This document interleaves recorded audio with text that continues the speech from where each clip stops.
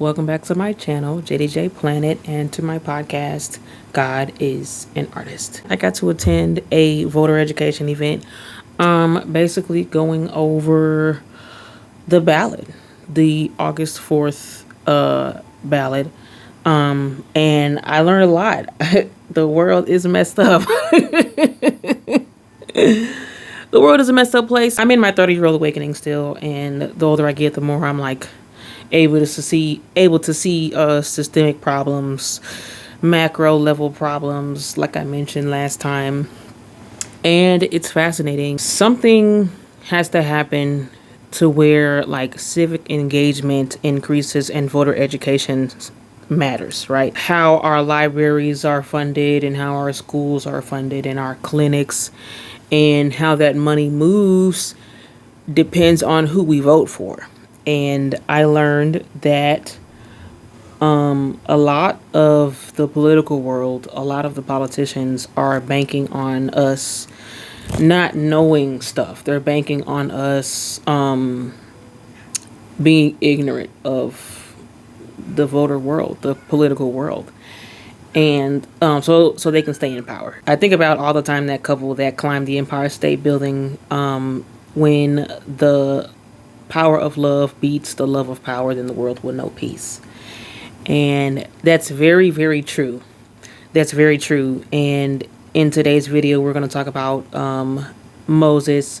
And while we're definitely still talking about how did God design parenthood and how does God work with parental shortcomings, or in this case, parental surrender, right? We're going to get into how that war, the love of power and the power of love, clash, and there's a victory at the end. But yeah, we are still giving art to the community. We're still providing arts wellness at the Creative Spot. The space is now open Mondays, Tuesdays, Thursdays, and Fridays, 10 a.m. to 5 p.m. And then 7 p.m. on Fridays. And the Fridays at the Spot activities are free. You can just come right in and participate in those. But the other activities that we offer, we do ask guests to pay what they can. Pay a donation, help us give art through your donation. In fact, I'm getting ready to bring After School Art Club to Ferguson Middle, one of my alma maters. So that way we can give art to the young people and get right into the schools and help to support the parents and the teachers. It's interesting trying to explain why this is important. Art, wellness, creativity, creative experiences. Why does it even matter that young people and everyone in general have access to this stuff? And it makes me think about my own story and how growing up, while my parents had their own parental struggles, right? We moved around a lot. I went to like 6 different elementary schools, 6 or 7, and my entire school career, I was bouncing around a lot. And so, I didn't really get a chance to make any long-lasting friendships in elementary school. Art class was the one consistent place that kept me together, right? I looked forward to art class. I looked forward to the next project. I looked forward to learning how to work with clay. We did an origami box in 5th grade that I still remember. Art activities, art experiences remain some of my best memories. And it is this experience that I feel like everyone should have access to, regardless of if you're in school or not. You graduate high school, you go right into college, and you realize it's kind of challenging, so you come back. You still have access to art through the Creative Spot. It's an honor because I grew up in Ferguson, Florissant. I've lived in Ferguson, Florissant for a long time. And I love the fact that we're back. We get to raise our kids here, go to church here, work out here, and just be a part of the community. And that's what it's about, strengthening the community, strengthening our neighbors, while at the same time allowing the community to strengthen us, right? Hence the voter education event I went to last night. It was very informational, very warm, very welcoming. Shout out to 8 Dimensions Wellness Center down the street from the Creative Spot, actually. I think they did a really good job putting that event together, and they're going to do more in the future. When the power of love beats the love of power, then the world knows peace. And so let's get into this reading, and let's talk about Moses' mother, her surrender, and ultimately how it sent him on his journey that was ordained by God. We're going to get into Exodus starting in chapter 2. I'm going to read through some of this, skip some stuff, talk about some stuff, and we will discover how God handles parental surrender in this video. Chapter 2, the birth of Moses. Now, a man from the tribe of Levi married a Levite woman, and she became pregnant and gave birth to a son. When she saw that he was a fine child, she hid him for 3 months. But when she could not hide him any longer, she got a papyrus basket for him and coated it with tar and pitch. Then she placed the child in it and put it along the reeds along the banks of the Nile. His sister stood at a distance to see what would happen to him. Then Pharaoh's daughter went down to the Nile to bathe, and her attendants were walking along the riverbank. She saw the basket among the reeds and sent her female slave to get it. She opened it and saw the baby. He was crying, and she felt sorry for him. "This is one of the Hebrew babies," she said. Then his sister asked Pharaoh's daughter, "Shall I go get one of the Hebrew women to nurse the baby for you?" "Yes, go," she answered. So the girl went and got the baby's mother. Pharaoh's daughter said to her, "Take this baby and nurse him for me. I will pay you." So the woman took the baby and nursed him. When the child grew older, she took him to Pharaoh's daughter, and he became her son. She named him Moses, saying, "I drew him out of the water." Moses' mother could have just kept her son, right? She could have just been like, "Okay, I got my son back. I was able to save him from the mass execution of Hebrew babies that Pharaoh had ordered to happen," and she could have fled with him. But it just said here in verse 10 of chapter 2, when the child grew older, she took him to Pharaoh's daughter, and he became her son. She named him Moses, saying, "I drew him out of the water." It doesn't say exactly why Moses' mother gave him back to Pharaoh's daughter, right? It could have been a thing like, he's better off with her where he will survive. He won't be killed, right? He won't be a slave with her. He'll be free from slavery being her daughter, or what if the Lord revealed to Moses' mother that he's got a great calling for him, and in order for that great calling to manifest in the real world, in order for the prophecy of Moses' life to be fulfilled, she had to surrender him, right? Like, you can't be the mother to him that you probably dreamt of being. You can't be the mother to him that you wanted to be. You have to give him up, right? That's a true story for some mothers. Circumstances be what they may. You might have to give up your child to the adoption system, to the foster care system, to a family member, to a friend. And while it might hurt, it might not be, the vision that you had for your motherhood. Ultimately, if it's God's will for a child to be raised elsewhere, then you can trust in the Lord, right? That he will have your child's best interest at heart. His name came from this phrase, "I drew him out of the water," right? Now, this is important because, one, we already learned that water is cleansing. Water was designed to be cleansing, right?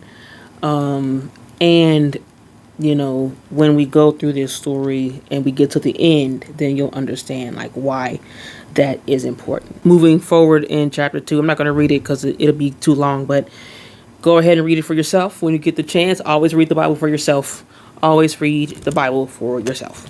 And so, Moses eventually, he kills an Egyptian man who was beating on a Hebrew, and he flees to escape execution. And he goes to live in Midian, and he marries a woman named Zipporah. Many years later, he encounters God in a burning bush, and God commissions him to go and save the Israelites from the Egyptian oppression, the Egyptian slavery. God heard the groaning of the Israelites and he was concerned about them, right?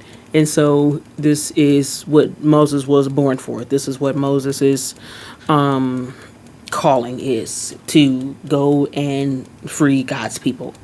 And so there's an interesting part in this particular commission. God talks to Moses and he says in chapter 4, part of verse 21, it says, but I will harden his heart, talking about Pharaoh, so that he will not let the people go. Right? And people read that portion and they automatically assume that, because of the idea that God can do anything and the idea that God is all powerful, then God must be evil because he hardened Pharaoh's heart. You would think he would soften Pharaoh's heart so Pharaoh could be on his side. But one thing about God, which we'll get into a couple weeks from now, God didn't design us to be manipulated. He designed us so that way we would choose him. But like, God still will respond to your choice. And when we think of the phrase, the message that the couple had on top of the Empire State Building, when the power of love beats the love of power, then the world will know peace, right? Pharaoh's heart was already sold out to the devil, right? Pharaoh's heart was already craving power, greedy, vengeful, wrathful, right? He didn't have a heart to serve people. He didn't have a heart to love people.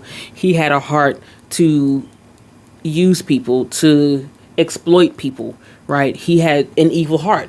And so God is getting ready to finish his work with him, starting with this hardening mentioned in chapter 4. Moses goes and he tells Pharaoh to let his people go, and then Pharaoh responds declining the offer, and he gives the Israelites more labor. He basically was like, you know what, you're only asking me to let you go because you're lazy and you need more to do. So how about, instead of giving you the straw that you built the bricks with, I'm going to make you get your own straw, and you better still meet the quota that was set before you, before I took the straw away, right? Definitely super capitalism, that seems to be the word, the war right now. Fighting over power, fighting over resources, being greedy, right? Like Pharaoh is, versus just loving people and just giving people what they need to survive, right? No one needs luxury, super expensive stuff. Nobody needs any of that stuff. But Pharaoh's heart was already set on that stuff, right? He had them building large monuments in harsh conditions, not to love people, but to indulge his own greedy spirit. So then Moses complains to God at the end of chapter 5. He says, why, Lord, why have you brought trouble on these people? Is this why you sent me? Ever since I went to Pharaoh to speak in your name, he has brought more trouble on these people, on this people. You have not rescued your people at all, right? God responds. He says, therefore say to the Israelites, I am the Lord, and I will bring you out from under the yoke of the Egyptians. I will free you from being slaves to them, and I will redeem you with an outstretched arm and with mighty acts of judgment. I will take you as my own people, and I will be your God. Then you will know that I am the Lord your God, who brought you out from under the yoke of the Egyptians, and I will bring you to the land I swore with uplifted hand to give to Abraham, to Isaac, and to Jacob. I will give it to you as a possession. I am the Lord. We're going to go through these acts of judgment, which are the plagues, so that way we can see how this war plays out, how the war between capitalism and love and God, basically. It says here in chapter 7, verse 3, God says, "But I will harden Pharaoh's heart. Though I multiply my signs and wonders in Egypt, he will not listen to you. Then I will lay my hand on Egypt, and with mighty acts of judgment, I will bring out my divisions, my people, the Israelites. And the Egyptians will know that I am the Lord when I stretch out my hand against Egypt and bring the Israelites out of it." Right. The first plague was the plague of blood. Moses turned the Nile into blood at the Lord's command. And when the Pharaoh's Egyptians did the same thing with their dark arts, their secret arts, Pharaoh wasn't worried. He was like, "Man, you turn the water into blood.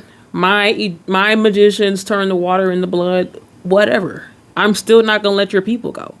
Like, what did you think? They have monuments to build. They have my name to make great. Like, my name is the great name to them. And so I'm not letting them go." Right.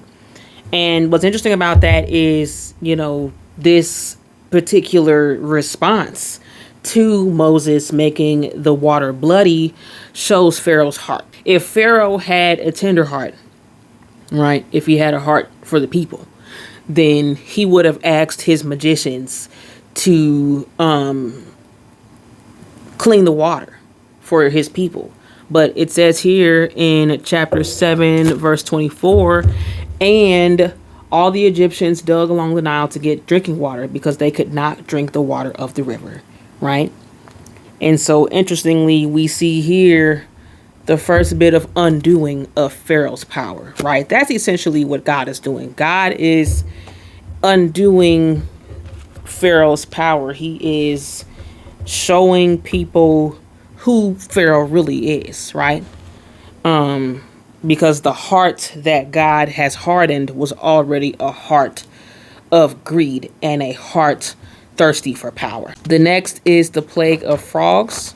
And so let's see here. So, chapter 8, verse 6. "So Aaron, Moses' brother, stretched out his hand over the waters of Egypt, and the frogs came up and covered the land, but the Egyptians. But the magicians did the same things by their secret arts, and they also made frogs come up on the land of Egypt." Pharaoh summoned Moses and Aaron and said, "Pray to the Lord to take the frogs away from me and my people, and I will let your people go offer sacrifices to the Lord." Right? So in this moment, Pharaoh was kind of like, "Oh, snap, God might be for real a little bit. I think I might have to let his people go. I might have to actually comply." Right? So it says in chapter 15, "But when Pharaoh saw that there was relief, he hardened his heart and would not listen to Moses and Aaron, just as the Lord had said." When the frogs were taking over and being a plague, it probably scared Pharaoh for a second. But just because it scared Pharaoh for a second, it doesn't mean he automatically developed a heart for the people. He was responding out of fear. And so when the thing that he was afraid of was no longer around, his pride came back and he refused to let the people go. So the next one is the plague of gnats, still in chapter 8, verse 18. "But when the magicians tried to produce the gnats by their secret arts, they could not." Right? "Since the gnats were on people and animals everywhere, the magicians said to Pharaoh, 'This is the finger of God.' But Pharaoh's heart was hard and he would not listen, just as the Lord had said." Even the magicians at this point, they're like, "Okay, Pharaoh, we probably should, this is God. The God that Moses and Aaron are talking about, this is him. We can't even do this time. We're going to have to relent and surrender." And Pharaoh was like, "I'm not surrendering, bro. I'm the powerful one. I'm the one with the great name. I'm the one with the power." So the next one is the plague of flies. "And the Lord did this," verse 24. "Dense swarms of flies poured into Pharaoh's palace and into the houses of his officials throughout Egypt. The land was ruined by the flies." And so it kind of made Pharaoh fold again. He was like, "Okay, I will let you go offer sacrifices to the Lord your God in the wilderness, but you must not go very far. Now pray for me." Right? Pharaoh is scared. Pharaoh is like, oh snap, flies first, gnats, and then first the blood, then the frogs, and then the gnats, and now flies. God might be for real. And so the flies leave, and once the threat is gone again, Pharaoh's stubbornness comes again. But this time Pharaoh had hardened his heart and would not let the people go. Every single time there's a threat, Pharaoh's fear makes him talk out of, he responds out of fear by telling the Israelites they can go. And then when the threat goes away, Pharaoh becomes stubborn again. The next one is the plague on the livestock. Chapter 9, verse 6. And the next day the Lord did it. All the livestock of the Egyptians died, but not one animal belonging to the Israelites died. Pharaoh investigated and found not even one of the Israelites' animals had died. Yet his heart was unyielding. He would not let the people go. At this point, I think Pharaoh knows God is real, but he's still rejecting him, right? And God seems to go to war with people like that. If you know God is real and you're rejecting him, he's not going to let you live thinking you've won. The next one is the plague of boils, chapter 9, verse 10. So they took soot from a furnace and stood before Pharaoh. Moses tossed it into the air, and festering boils broke out on animals and people and animals. The magicians could not stand before Moses because of the boils that were on them and on all the Egyptians. But the Lord hardened Pharaoh's heart, and he would not listen to Moses and Aaron, just as the Lord had said to Moses. Right? And so we're in it. We're in the fight. We're in the war. God versus Pharaoh. The next plague is the plague of hail.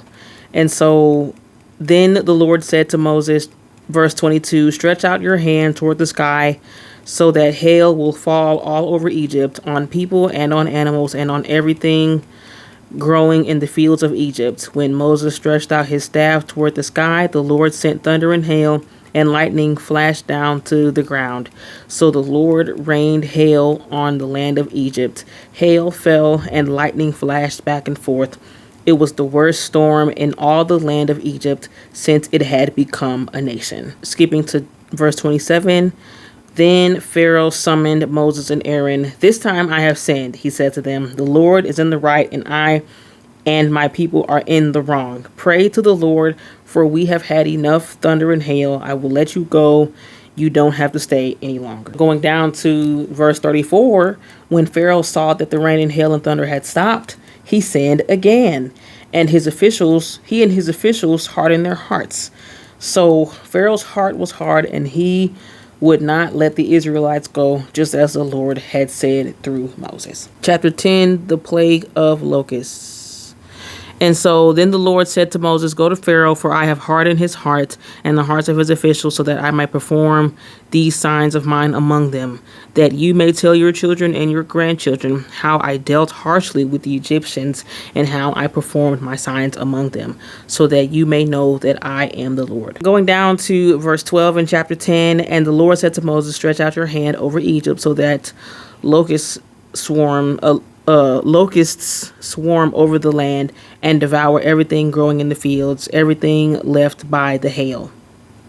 So Moses stretched his staff over Egypt, and the Lord made an east wind blow across the land all that day and all that night. By morning, the wind had brought the locusts. Verse 15, they covered all the ground until it was black. They devoured all that was left after the hail, everything growing in the fields and the fruit on the trees. Nothing green remained on tree or plant in all the land of Egypt. Pharaoh quickly summoned Moses and Aaron and said, I have sinned against the Lord your God and against you. Now forgive my sin once more and pray to the Lord your God to take this deadly plague from me. But the Lord hardened Pharaoh's heart, and he would not let the Israelites go. Verse 20. The next plague is the plague of darkness. So then the Lord said to Moses, stretch out your hand toward the sky, that darkness spreads over Egypt, darkness that can be felt.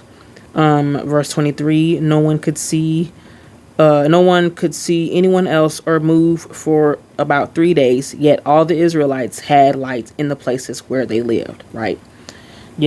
Those who are faithful to the Lord will receive what they need from him, and those who oppose the Lord will feel his wrath. Verse 27, but the Lord hardened Pharaoh's heart, and he was not willing to let them go. Pharaoh said to Moses, get out of my sight. Make sure you do not appear before me again. The day you see my face, you will die.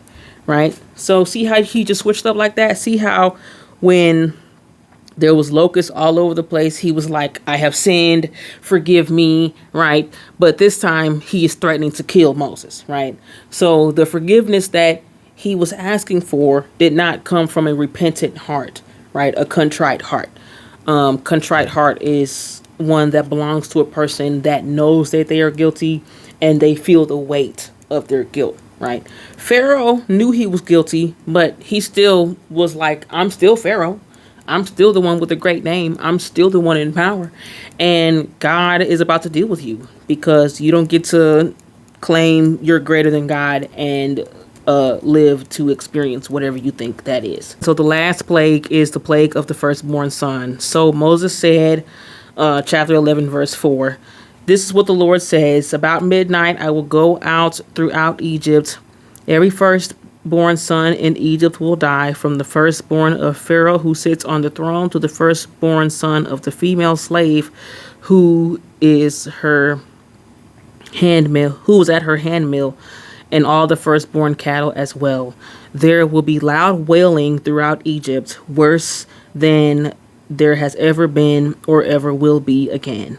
But among the Israelites, not a dog will bark at any person or animal.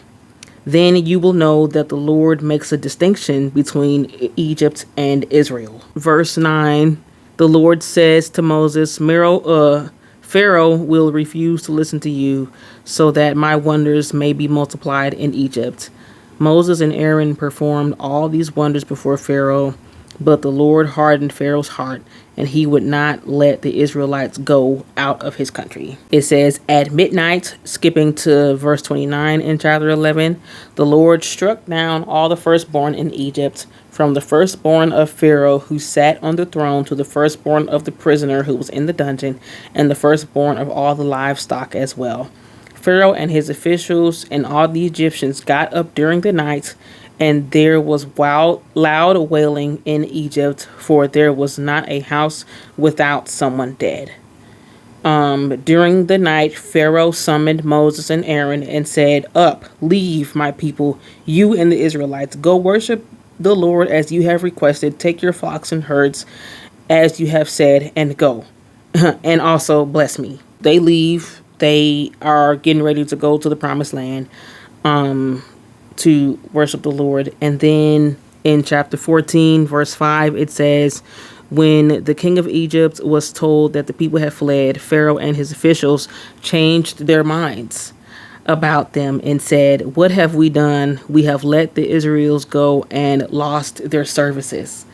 He had his chariot made and ready and took his army with him, about 600 of the best chariots, along with the other chariots of Egypt with officers all over them. When you think about the love of power, right? Pharaoh was like, wait a second, the source of my power is gone. I lost their services, and I need their services to maintain the power that I love so much. So I have to go back and get them, because they can't go after all. They catch up to the Israelites. The Israelites are like, oh my God, you brought us out here to die. We could have stayed in Egypt to be slaves, but now here are the Egyptians to capture us and probably slaughter us, Moses. You have ruined our lives. Complaining, right? Human nature makes sense. And so Moses says, don't be afraid, stand firm, and you will see the deliverance of the Lord. You will see the deliverance of the Lord will bring you today. The Egyptians you see today, you will never see again. The Lord will fight for you. You only need to be still, right? God protects his faithful from the unfaithful and from those who have sided with the devil to gain power. And so, God says to Moses, "Why are you crying out to me? Tell the Israelites to move on. Raise your staff, stretch out your hand over the sea, and divide the water so the Israelites can go through the sea on dry ground." Skipping down to verse 21, and then Moses stretched out his hand over the sea, and all that night the Lord drove the sea back with a strong east wind and turned it into dry land. The waters were divided. And the Israelites went through the sea on dry ground with a wall of water on their right and on their left. In chapter 15, verse 19, when Pharaoh's horses, chariots, and horsemen went into the sea, the Lord brought the waters of the sea back over them. But the Israelites walked through the sea on dry ground. Moses' destiny was to bring God's people out of the water and onto dry land. Bring them out of slavery and into freedom, right? In a previous episode I did, we were talking about oil, and we were talking about how, God designed oil to sit on top of water. And essentially that's what Moses' destiny was, to rescue people from water, rescue people from drowning in slavery, drowning in oppression, and to bring them into the sweet fragrance of the Lord's joy, which is oil. What makes parenthood challenging is the idea that your children essentially do not belong to you, right? They belong to the Lord. They belong to Him first. And when you put your trust in Him and you put your faith in Him, and He asks you to do something challenging when it comes to your kids, then you can trust that He has an incredible destiny for them ahead. There's an incredible prophecy to be fulfilled. There's an incredible call on their life. God's orchestration is precise, and God's orchestration is trustworthy, right? It does take faith to trust Him, right? Faith is the substance of things hoped for, the evidence of things not seen, right? And so you could say Moses' mother's faith was the evidence that Moses was going to be all right. And not only was he going to be all right, he was going to be a true agent of change, a true agent of deliverance, and a vessel in the Lord's army, right? And so how does God handle parental surrender? He blesses the child with protection, right, and favor, just like He did with Joseph. And so next week we're going to talk about Esther.